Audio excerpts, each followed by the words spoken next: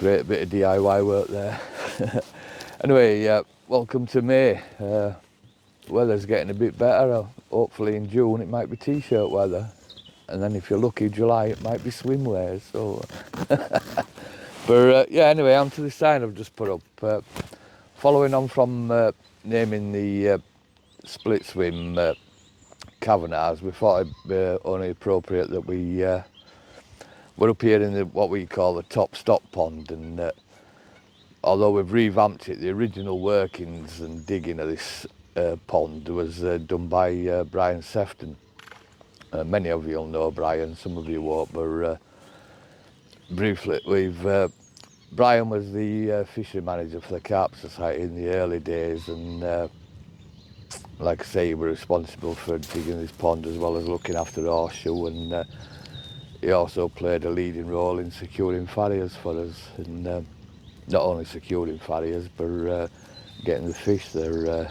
Everyone knows about the fish in there now. There's 40s and 50s galore in there, not to mention the 30s. So yeah, Brian did a hell of a lot of good work for the Carp Society back in the day, and really not just back in the day when we were having the legal struggles. Not too long ago, Brian stepped up to the plate and came back on board, and he helped us through a difficult period, and so we were all really saddened to hear not long ago, in fact, that he's not in the best of health at the minute. I mean, it's not for me to say what's wrong with him, but he's really struggling. He's not in good health, and we do know though that he's in good hands. Daphne and a few other good people are looking after him, so we wish him all the best. And what we thought we'd do, we'd name this stock pond in honour of Brian, seeing as how he was the one that got it going in the first place. So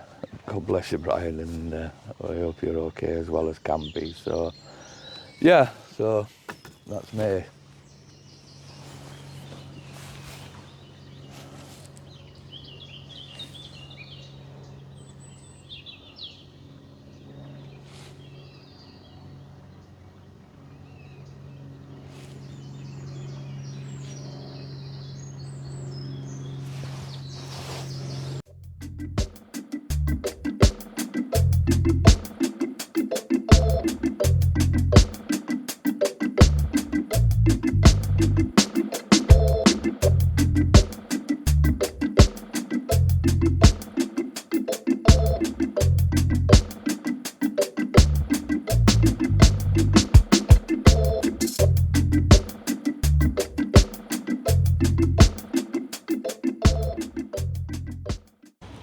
So there you go. Our best wishes go to Brian, and obviously we'll keep you updated if we hear anything else. But yeah, it's the back end of May now. I think it's the 30th or something like. And Horseshoe's closed at the moment for spawning, as indeed are all our lakes. Farriers, little farriers, and Ashmead, they're all spawning at the same time, which is quite unusual, but hopefully that's a good thing. Prior to the fish spawning though, the Horseshoe carried on really where it left off. The quantity perhaps went down, but the quality, if anything, I would say went up. We had quite a few fish at 34, 35, 36. We had a mirror out at 37.12, which is not the party fish, which were nice to see. So hopefully they'll get the spawning out of the way, and we can crack on again with opening up for the anglers to come down. But in the meantime, what I'll do, I'll show you a few photos of the fish that came out prior to spawning, and I did take a bit of footage of the fish spawning, so I'll chuck a bit of that in as well. It's everyone likes to see a bit of carp porn, don't they? So yeah, so I'll leave with them, and then after that, we earlier on this month I caught up with Brian Skoyles, who's along with Sabrina is organising the Festival of Carp this year, which is taken over from the what we used to call the open day. So yeah, I caught up with Brian and had a chat with him about that, so we'll watch that, and then I'll come back to you.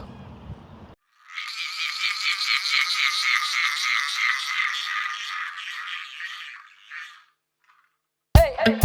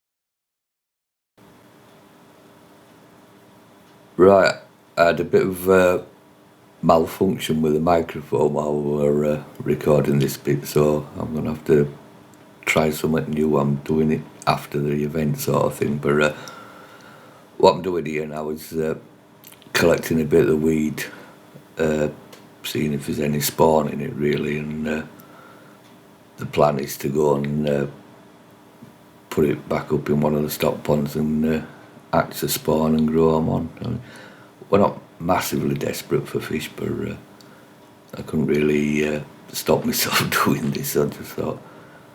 So there we are, we're collecting the spawn, and what I'm doing there is just having a look and see if there's eggs in it that we can use. So yeah, like I say, we're not desperate for any fry, but it's I don't know. I just wanted to do it as an experiment because it's you hear a lot of stuff about growing fish on where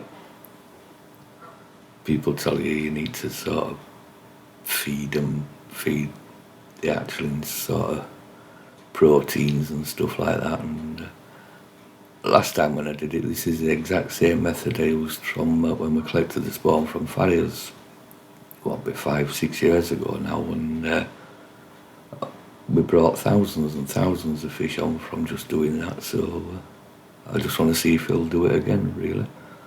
So here we are now. Look there, see the little white, like almost like frog spawny stuff. Those are the eggs, and I'm just looking to see if they've been fertilised really, and see how much there is. And hopefully, as you can see, there's plenty there. So yeah, we moved up to the Mount stock pond now, and what we're going to do is transfer the weed with the eggs on it into this stock pond. And one of the main things I've found is when you're collecting the spawn and transferring it to another pond,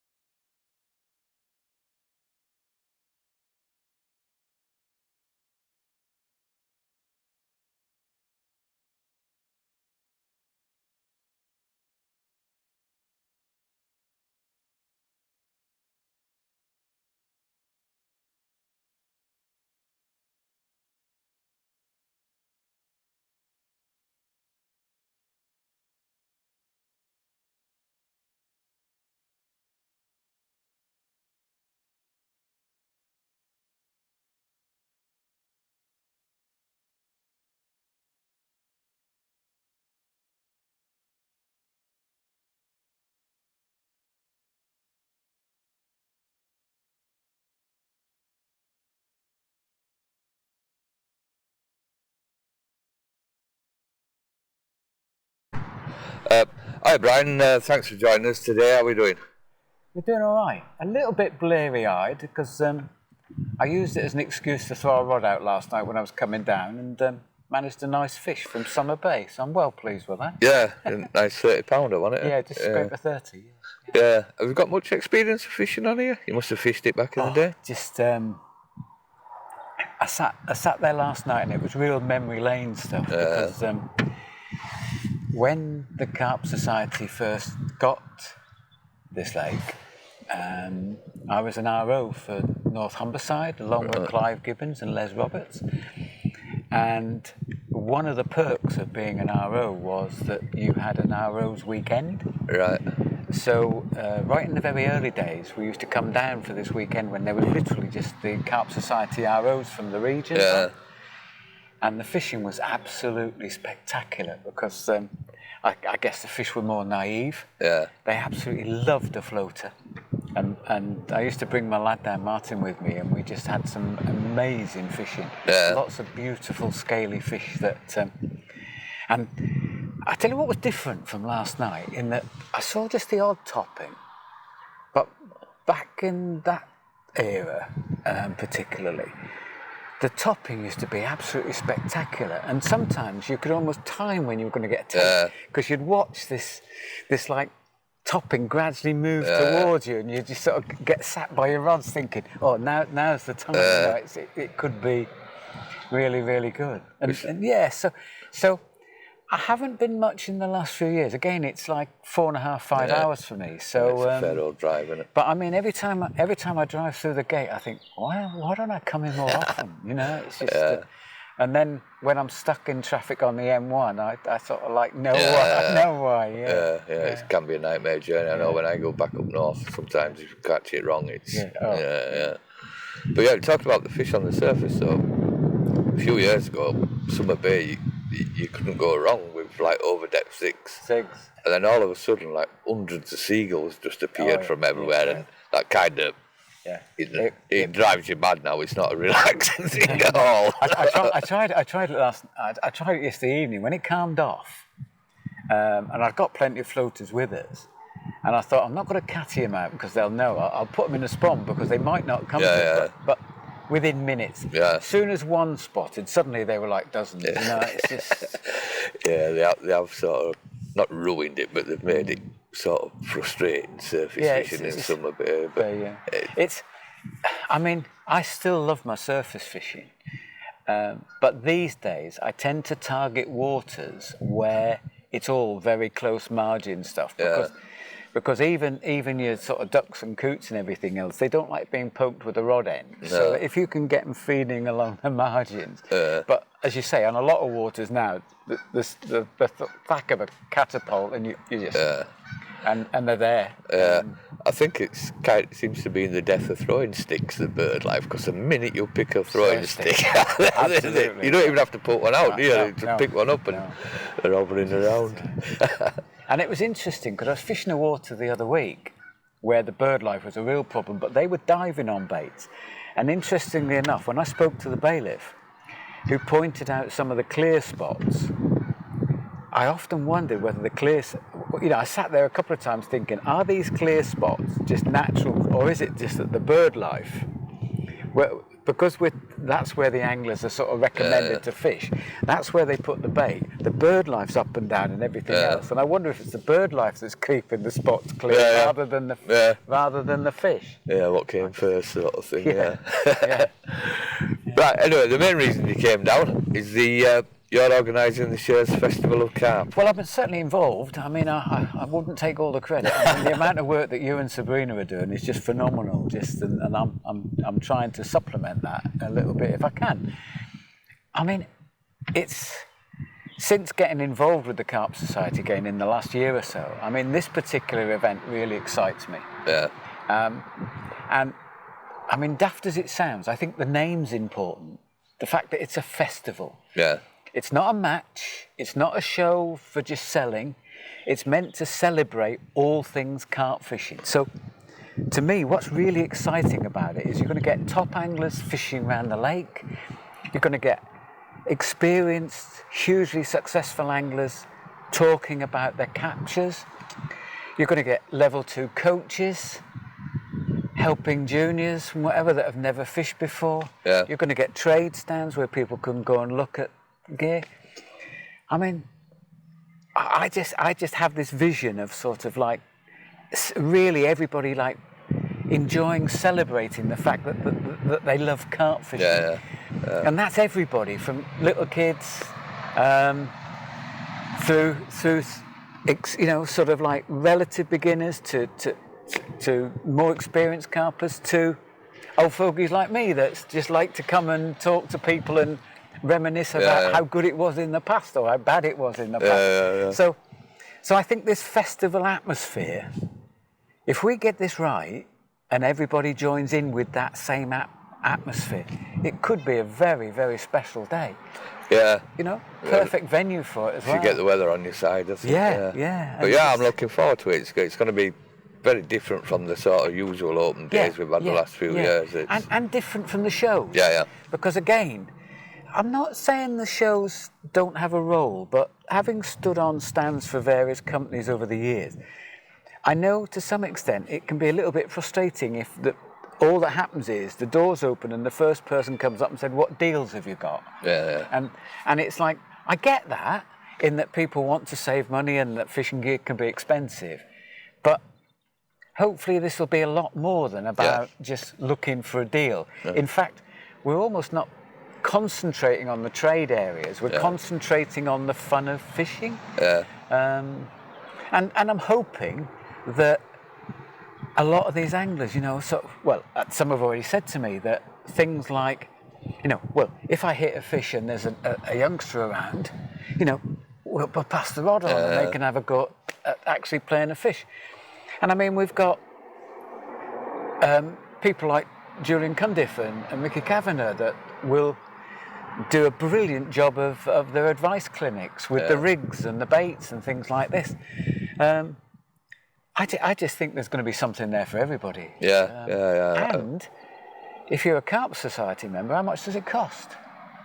The membership? Nothing. Oh, it's free for Carp Society members. Free for members, And just, I mean, where else can you get probably that number of top anglers giving up their time, and you can come along and talk to them and watch them for nothing? You know, so I think it could be really, really special. Yeah, I reckon it'll be. I think it's going to be a good one, You mentioned Mike and Julian there, but there's quite a sort of list of well-known anglers coming down that you've managed to come down, Yeah, I mean, when I was tasked with sort of ringing round, that was the refreshing side, because when we talked about the idea that it's a festival and whatever, the number of people said, that sounds great.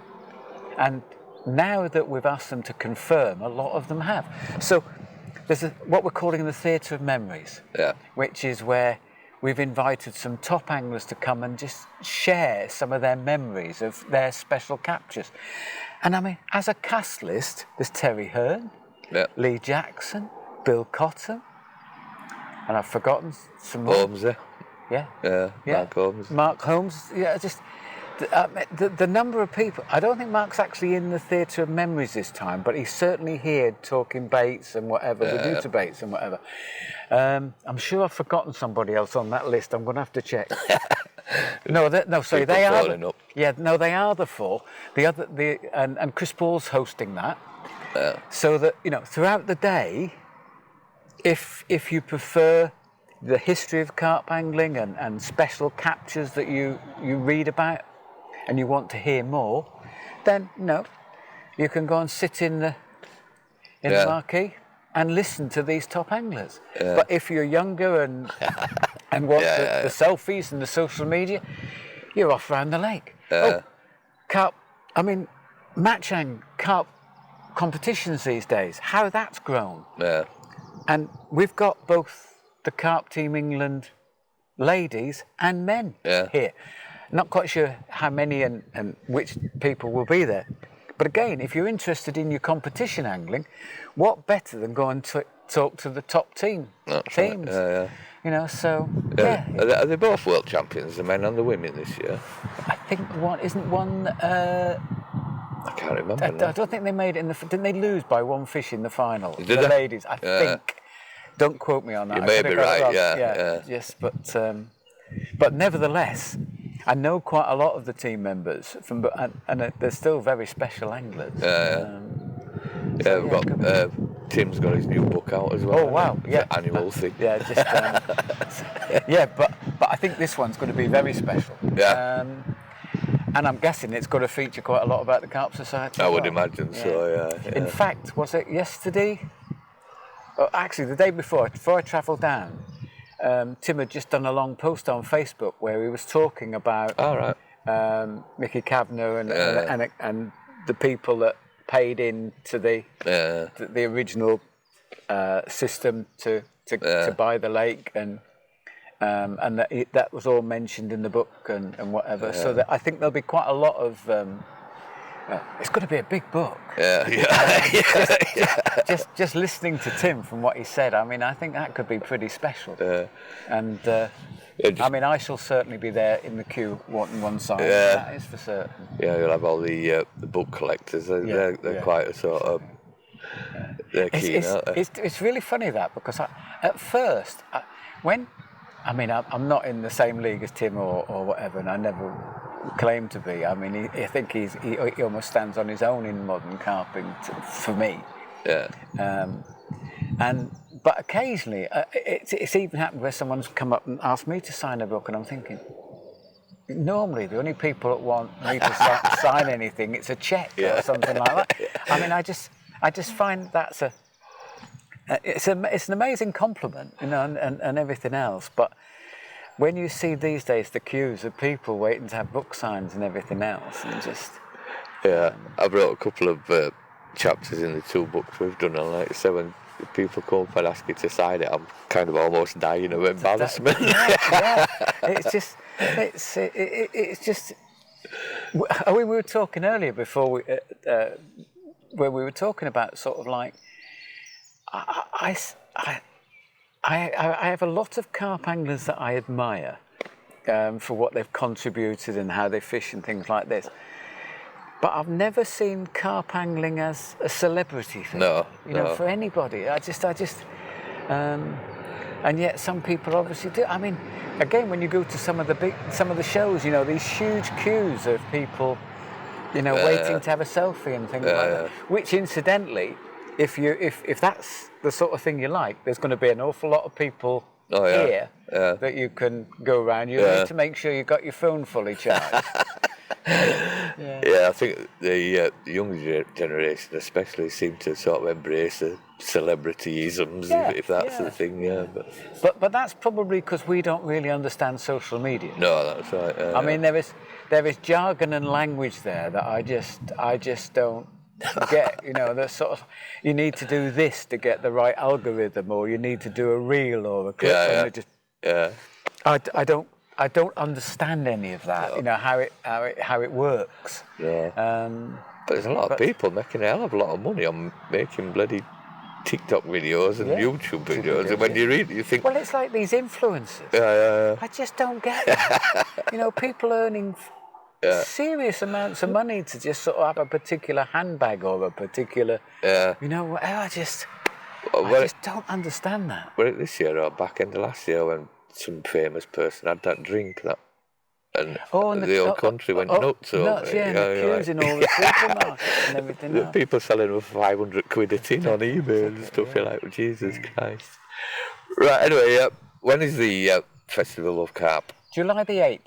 And that's Saturday, July the 8th. We're just doing a non-rain dance. That's the only thing that could make it a little bit tricky. But other than that, try and get here early because we're anticipating large numbers, and you know, you'll have a better chance of getting parked somewhere close to the action. Let's put it that way. If you get here fairly early. Yeah, I think the only thing we're having nightmares are now we're getting the parking sort of thing. But it'll, as they say, it'll be all right on the day. Right, that's brilliant. And if people want to know anything more about it, look on the Carp Society website and the Facebook. We'll be updating it and stuff. And what we're hoping to do is, and this is one of the reasons I'm here today working with Sabrina, is that if we get the swims allocated and confirmation of the stands and everything else, which we're nearly finished with, once that's sorted, the plan is to produce a map, etc., that has where all the anglers are and everything else. And if that goes live on the websites and whatever beforehand, then, you know, I think it'd be a great idea to sort of either have it on your phone as you're walking around, or even print a copy off before you come or whatever. And we'll have copies and stuff here as well. So, because I mean, one of the things, this is something that we in the summer last year, myself and all our family were staying in holiday in Norfolk, and we went to a activity day, one of these adventure places for the grandkids and whatever. And there were all sorts of things going on there. And as we drove out, we said, we're going to have to come back to this because we didn't have time to do everything. Yeah. Now, if we get this right, this will be exactly the same. Yeah. Because it'll be, you know, almost I think it'll be a success if as people drive out, they're saying, oh, I hope they do this again next year because we didn't get a chance to do this, or we didn't get to see them, or we missed this or everything else, because there was so much going on. Yeah. So, yeah, hopefully July the 8th, get here early, Yep. make a full day of it. Yep. There's food and refreshments available all day as well. Yeah. So no need to go out on shooting. Yeah, so hopefully it'll be a great day. Brilliant. Before we go, Sabrina will never forgive me when you were sort of thanking me and Sabrina for doing. I hadn't really done a right lot. Sabrina's done it also, and yourself. So I've been a listening board. Well, it's interesting because I just I tend to sort of like, when you get to old fogey stage, you've been around the scene for so long. If nothing else, you tend to know most people, or they know your name. Yeah. So I think that's hopefully where I've been useful. Yeah, definitely. What Sabrina and I have to work out is that sort of like, you don't get the Chinese whispers. So these days, I'm very much Sabrina's secretary in terms of what's my next job, Sabrina, and we just hopefully we get on with it. So it seems to be working anyway. Well, fingers crossed for the weather on the day. And yeah. Brilliant. Brian, thanks ever so much. No problem. Cheers, Brian. Okay. So there you go. Thanks to Brian for coming down and chatting to us about the Festival of Carp, and if ever an event deserved to succeed just through the enthusiasm of the organisers, then this is certainly that. I think it's clear to see Brian's enthusiasm shining through there, so don't let him down, come along to it.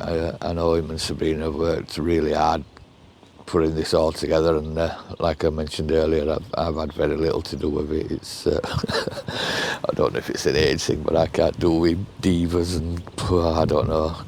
Good luck to them doing it anyway, and rather than me. But the event itself is, I think it's going to be a good event. There's lots going on in the Theatre of Memories. There's Bill Cottam, Lee Jackson, Richard MacDonald, and of course the one and only Terry Hearn, and them four alone without anything else going on is worth coming down to see. But there's all sorts of other stuff going on. There's be a few trade stands scattered around, and a lot of star anglers around the lake fishing that you can go up and pick their brains, see what they're doing, see what they're using. You've got Julian and Mike Kavanagh doing their rig clinic as well, so I know from previous shows I've been to where the rig clinic Julian and Mike have been involved. There's always a good crowd there, and it's always really informative, so there's lots to do and lots to see at the event, so hopefully we'll see you all there. Right, me now, I'm off down to Ashmead, and the next time you see me, that's where I should be.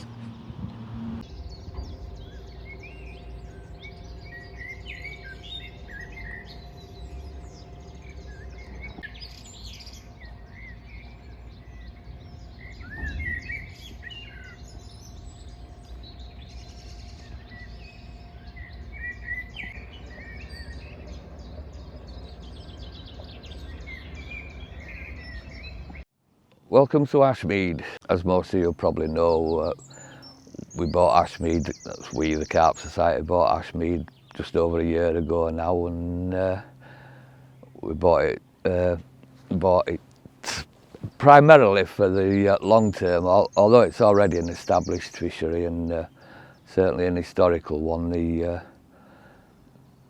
The idea of buying it was not for the here and now really, it's for the long term. We paid a lot of money for it, we put a hell of a lot of money down, and we got a 10-year loan on it. So my thinking is that in 10 years time the Carp Society will actually own Ashmead, and they'll own Horseshoe. Well, we already own Horseshoe, I think we've got a little bit of money left to pay on that, but hopefully I'll be able to leave the Carp Society in possession of two historical lakes that should stand it in good future for long after I'm gone anyway. So yeah. So anyway, Ashmead itself, it's advertised as wild carp fishing in the wetlands, and to be honest, that's exactly what it is. It's unlike most lakes in that there is no designated swims. What there is areas. You'll see from the video footage the layout of the lake, and each sort of area or arm or channel or whatever has got a name. There's Toms, there's South Goat, North Goat, Five Ways, Maxwell's, and so on and so on. And what happens, we hire the lake out for up to 8 people at a time. You have it exclusively. The booking system works that we offer it first to groups of 8, and when all them are taken, then it's sort of divided up into, say if a group of 4 book it, that leaves space for another 4. Now that could be another 4, or it could be 2 and 2, or it could be 4 individuals. It's a bit of a complicated system to explain, but it's how it was ran before we bought it, and we've tried to keep things pretty much the same. When we bought it, we did buy it on the understanding that we'd keep it relatively the same as it was, and although it does Sabrina's head in, it kind of works like that for the time being. So anyway, so you come down and you draw, and you say you get Maxwell's, so you put your bivvy up wherever you want, and you fish within that sort of area of the lake if you want, and yeah, it seems to work like that anyway. So yeah, if you want to know more about the booking system, you're best off phoning Sabrina up, because to be honest, it's far too complicated to explain for me in my simple vocabulary, but there you go. The stock in here is, we bought it on the understanding that there's about 200, 250 fish in here. We have to take that as read. It's really hard to say really, because I know when I spoke to Mark, the chap who we bought it off, who actually created this place, he says there's fish in here that go 4, 5, 6 years without capture. He says there's fish in here that haven't been caught, and I don't doubt him at all. But like other lakes, there's fish that come out every week. Some of them come out twice a week. So if you say there's about 200 fish in here, that's a common sort of accepted thing. Yeah. The weights, they go from £50 to sort of upper doubles. There is some recruitment goes on in here, so, but the majority of the fish in here have, I don't think it's had a stocking since the 70s, so the majority of the fish in here will be, I don't know, 40, 50, 60 years old. And going back to what I said about the long term, it's like I said, them fish are not going to be around here forever, and with that in mind, we have started developing, well, we're in the early stages of redeveloping a couple of stop ponds down that end of the lake. They're, I don't think they've been used for a while, but because this is such an historical place and the fish are sort of historical, we want to bring the fish from here on site sort of thing.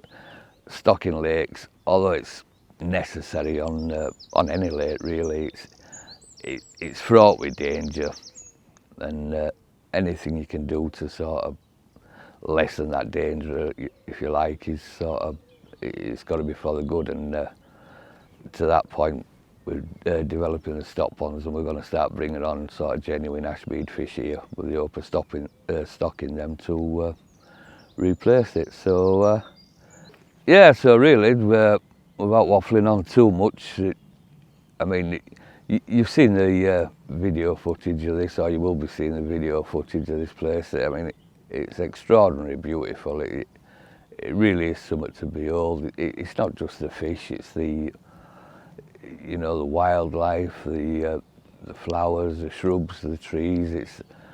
I'm telling you something, I've never seen as many shades of green as I have down here. It really is quite a spectacular place, and so it's very much fished, I think, with the old ethos. You know, again, it's not a party lake.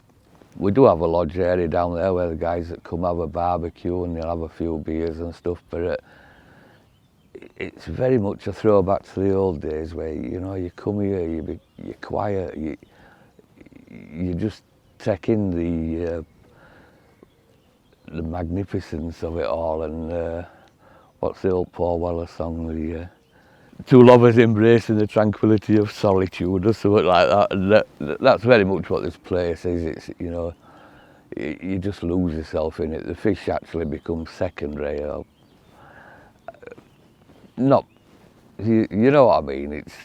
It's not just about the fish, it's the experience, it's the whole Ashmead experience, and that's why we have so many repeat customers, because you know, they fall in love with the place every bit as we have done, and long may that continue. And if I can just give a shout out to Justin and Trevor and Jay and Jason, the lads that look after it for us down here. It's when we first bought this lake, everyone was going, oh, the Carp Society are going to ruin it, you know, don't do this, don't do that. And as wild and natural as it is, you know, God didn't create Ashmead on the 7th day, you know, it's man-made, you know. That man was Mark Walsingham, he made this place, and it's our duty to keep his vision going, if you like, sort of thing. So very much like the kids you see today with the ripped up jeans and the hair like they've just got out of bed, you know, looks like they've never spent a minute on their appearance, you know. Actually, looking like that takes a lot of time and effort, and that's how this place works, you know.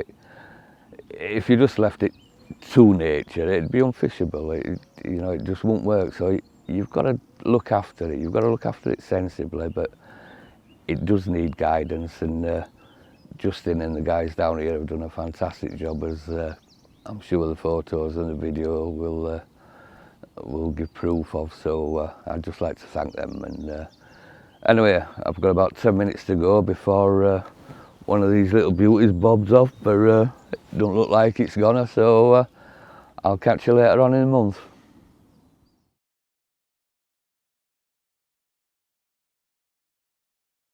Right, there you go, that was me down at Ashmead, and when I were down there, John Fluin were down there. John's a professional cameraman, so it seemed rude not to get him to do a bit of filming for me, so I hope he enjoyed that, despite me butchering the Paul Weller lyrics. To be fair, I think I butchered the old talk, so, but in my defence, I'd been down there three days, 3 nights doing a bit of work and fishing at night time, and I was quite tired, and I don't know, I'm alright waffling onto the camera on my own, but because John was there filming it, and because I know John, I don't know, it just feels a bit weird. So but yeah, I think I made the booking system sound a bit more complicated than it is. It's, the long and short of it is, if you want to get on Ashmead, just phone the office up, phone Sabrina up, and she'll run you through it and we'll get you on. There's no problem with it, it just seems a bit